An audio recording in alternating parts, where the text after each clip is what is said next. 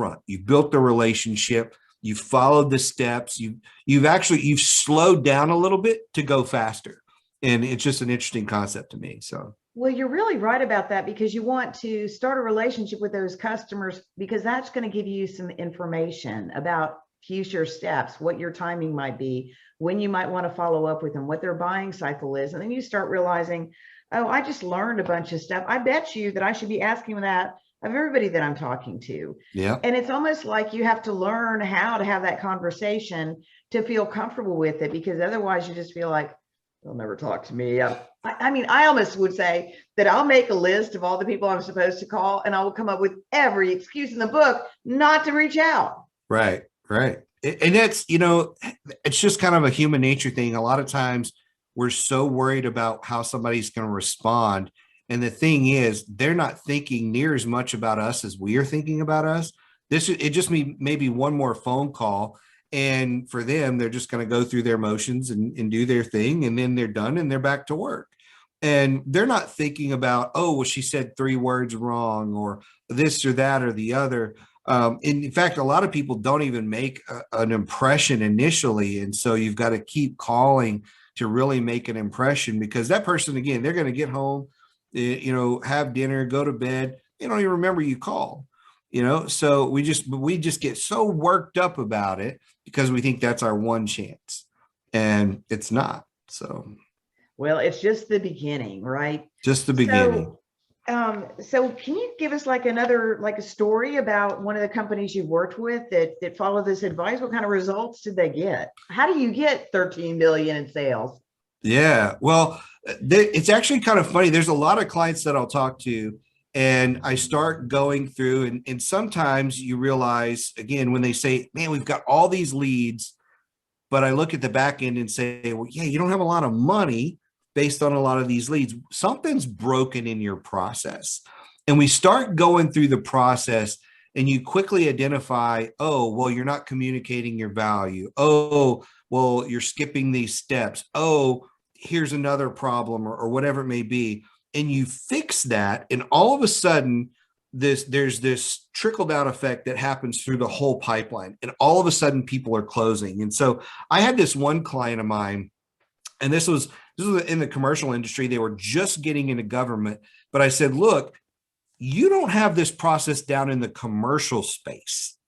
So before you get in the government, let's fix it in the commercial space. So we sat down. They were in they do websites and but like expensive websites. So for them, a baseline website is $50,000 to $100,000.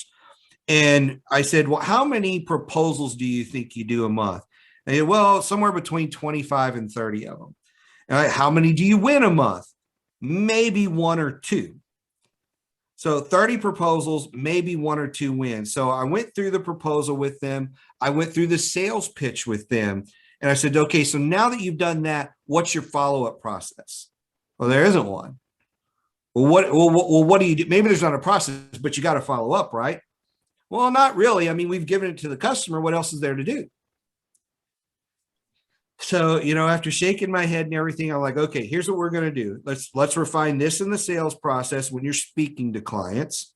Let's refine this in the actual what you're doing in the printed proposal that you're sending them. And then here's what I want to do.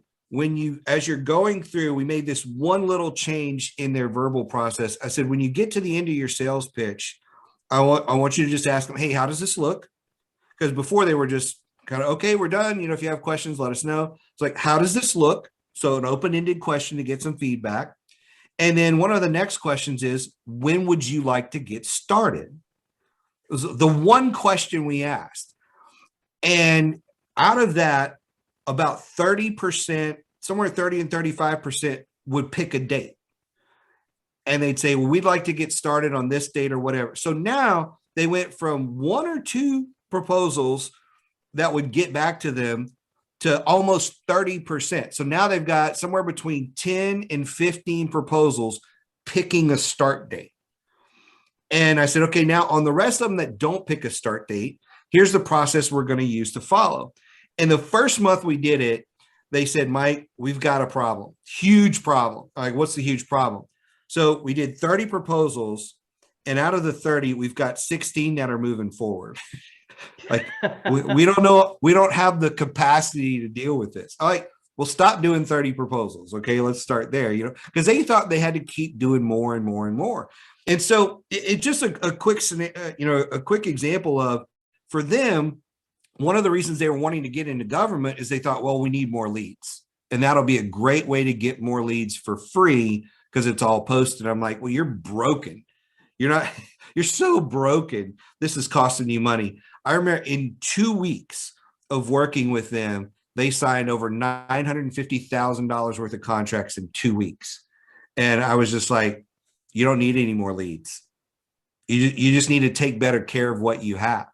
And this is what will happen. So they don't always work out that way, but that was one of the ones I was like, man, this is a home run. This is super simple. So anyhow. Well, I think that's one of the areas that we have a lot of success when working with clients, is that we can step back, hear what they're saying, and identify the sequence and say, I wonder if this is part of the issue. Because so often as a business owner, I don't take the time to look at what I might be doing right or wrong, because that would get in the way of my busyness of the business. That's right. Well, think about it from this perspective. People always come to me and say, hey, are you an expert in my industry? Nope, I don't know nothing about your industry. I'm like, well, how can you help me sell? Like, because you're the expert in your industry. My expert is this stuff. So I'm an expert in how to run and grow a business. You're an expert in your industry. And when the two of us work together to combine that knowledge, we're just going to set this thing on fire. And so I have been lucky to work with a lot of different industries. And so now if you ask me about medical gases or, cybersecurity or infrastructure or construction, like I can off the top of my head talk a lot about those as well, but I'm still not an expert in construction or any of those kind of things.